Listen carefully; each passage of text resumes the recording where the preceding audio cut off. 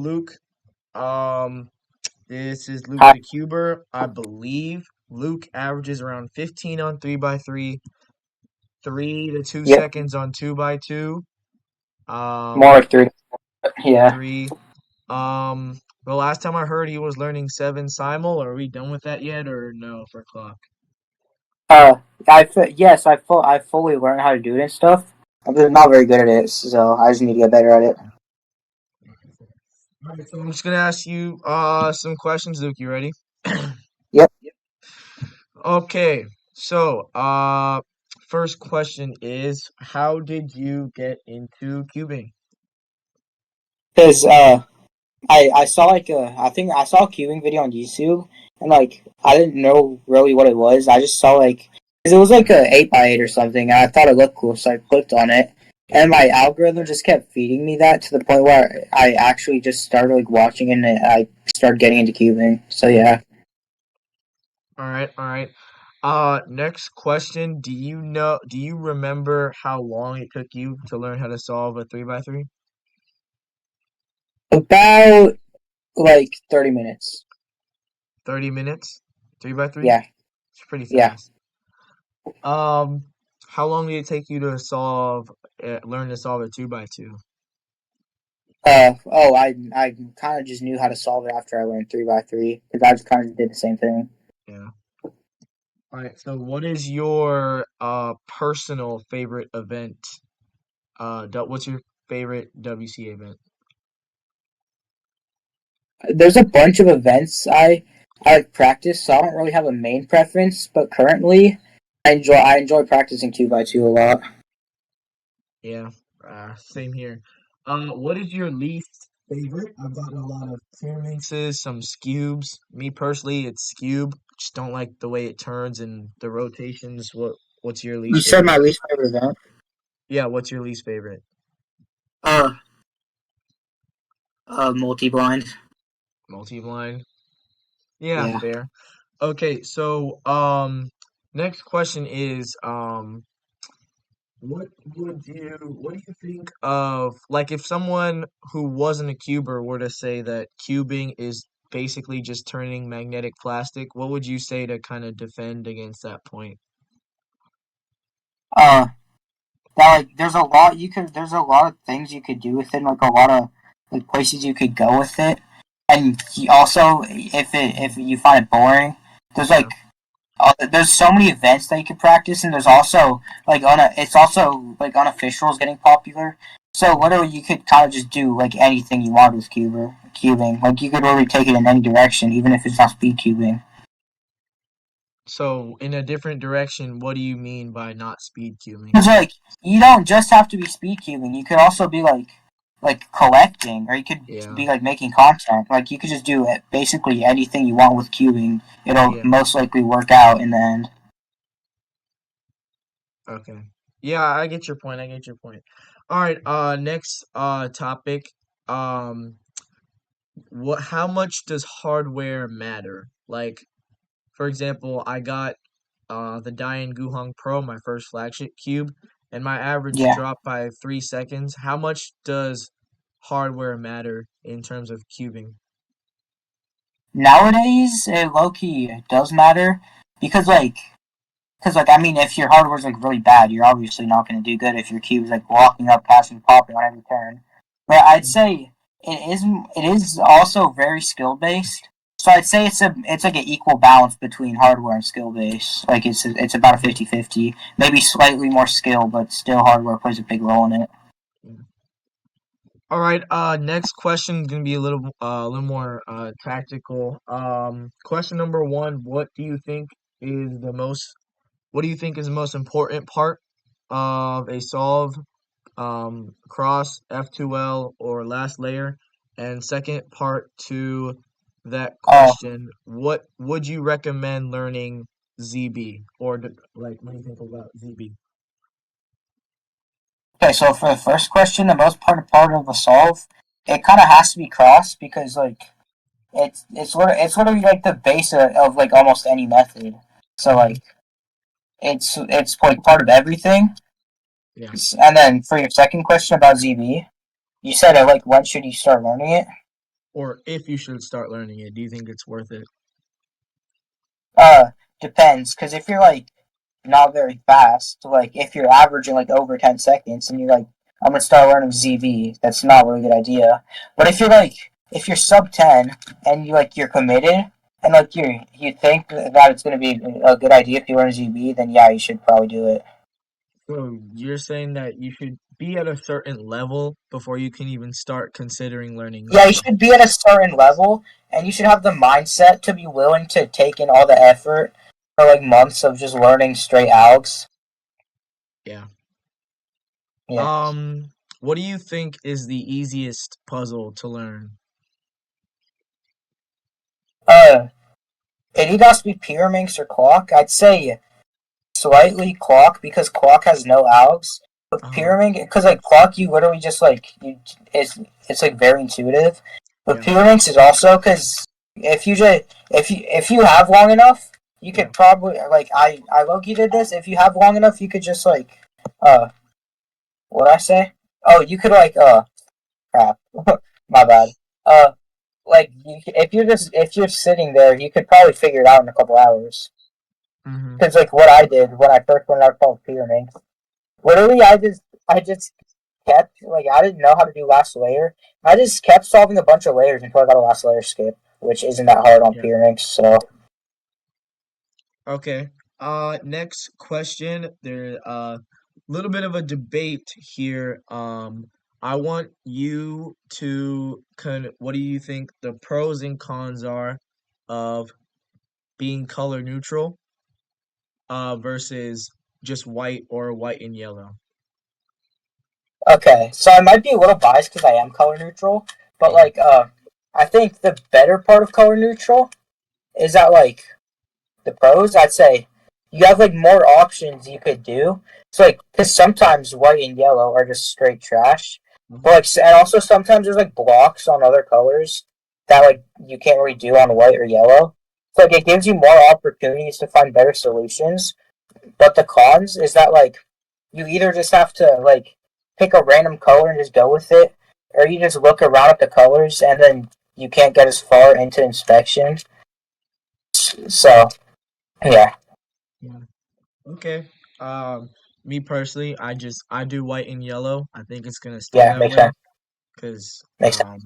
me personally, I mean, I don't have a problem with color neutrality. I know lots of top solvers are color neutral, but I think I want to get a little faster before I even get to that point. And also, I feel like if you're spending more time looking for the right color instead of just going straight to white and yellow, I think look ahead would be much easier with Yeah. that. Well, I never even really trained color neutral that much. I would like when I learned how to solve a cube. I wondered if I could solve it on other colors, and I could, and I just started doing that. So like I kind of didn't really train. I just like got used Yeah. to it. So, you personally, what is do you know your PR on 3x3 and 2x2? PB or PR PR. in comp 2x2. I don't because I only competed in 2x2 like once because most of the competition I go to because like basically all the competition I go to don't 2x2.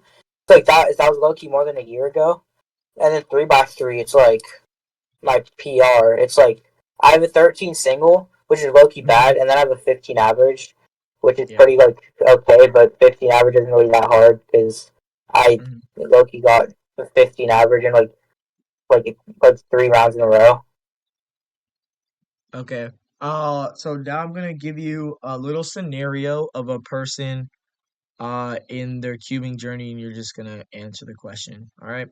All right, Okay. So let's say that a 12-year-old kid just got into cubing. He's like I don't know, around 7 months in, he just learned clock and he's learning beginners. He's learned beginners method, and he currently averages around 15 to 14 on clock. What path do you think he or she should take to get as fast as possible with clock? with clock. Yeah. Oh, easily you just learn either beat Paul or Tommy Cherry 7 simul, and Yeah. you just like grind solves. Like, there's nothing else you could do after you finish learning it. You just have to like grind solves all day, do like 1,000 solves a day, and then in a couple months you'll eventually be world class.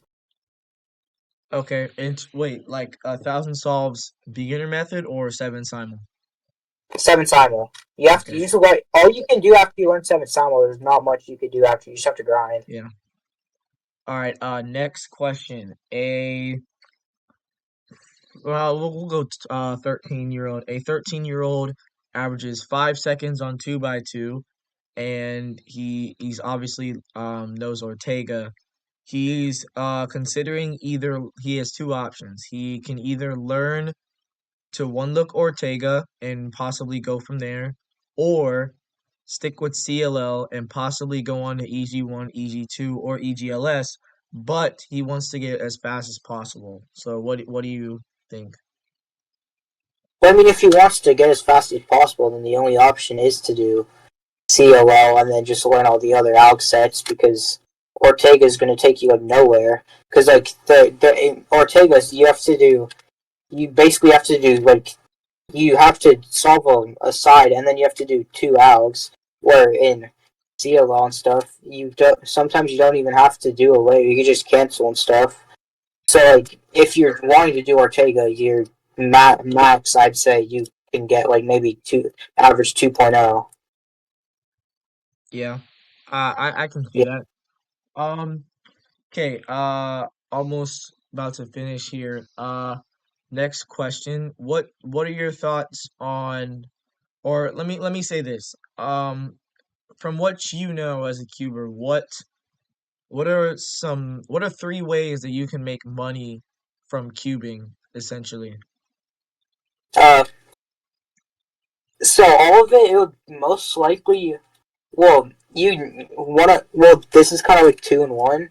Uh-huh. Like getting sponsored. So either you like make YouTube videos and like cube reviews and stuff, and then Yeah. like and then you just like reach out to like either the cubicle, Speedcube shop, whatever, and you're like, oh, do you think you could send me some cubes I could try out, and then like you like and review them, Yeah. and then like eventually you get sponsored, or you just like walk in and get really fast at an event and get world class, and then you can get sponsored by a cube company and a cube store from there, or you just like you could like start selling cubes. Like it doesn't like you could either start selling, you like make your own cube brand, which it's kind of impossible these days to make one from scratch.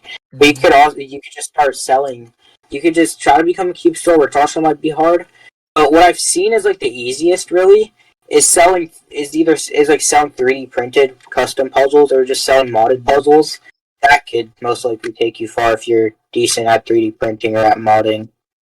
Okay, so limited options, but still options, right?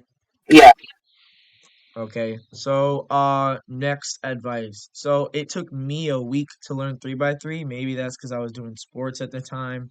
But yeah. um what like what would you tell someone learning 3x3 right now? Um, I'd say maybe like it's not like it might seem complicated at the start. Like once you get deeper in, it's really not that complicated. And Hmm. then if you're like struggling to memorize steps, then what I did, I just look every time I got to that step, I would just like watch a video, and then Hmm. I would just like practice that step until I have it memorized, and then and then you just start doing times solves, and like with it, and until you've actually memorized how to fully solve it, Hmm. and then you decide what to do from there, basically. Okay. All right. So second to last question here. Um, so can you give me or can you give me your thoughts on the stereotype that you need to be quote unquote smart or intelligent to solve a Rubik's Cube or learn to solve a Rubik's Cube? You don't. You just need enough brain capacity to memorize like something like that, which isn't that hard, and like really it doesn't matter. Like a lot of people think you have to be Hmm. like really good at math and stuff. There's literally no math involved, so it literally Yeah. doesn't have like it literally has correlation to like no other sport or thing. It's like very unique. So kind of everybody that goes into it has like no prior skill, so it's kind of evenly matched when you're first starting. Okay. All right. Well, this is my last question. Where do you see yourself in 5 years? Do you see yourself still cubing? Do you see yourself losing interest? Do you see yourself just focusing mainly on college, life and stuff like that? Like where do you see yourself in 5 years? 5 years. So uh, I'd be in my first year of college. Uh, Yeah. I mean, college, like, obviously you are busy, but also you still have a lot of free time. And I haven't found as many hobbies as enjoyable to me as, like, cubing. So I'd most likely still be cubing. And I'd probably be going to college. Like, I have a few college options that I'd actually, like, want to actually go to. So, Yeah. like, and also where I live right now, there's not any comps. So college would actually give me more opportunities to like travel and go to more comps. So I'm pretty sure I'd still be cubing. I don't know if I'd essentially be like world class, but like I would still be cubing. Yeah. All right. Well, thank you so much for your time. I had a great interview, great perspective from you. So, thanks. You're welcome.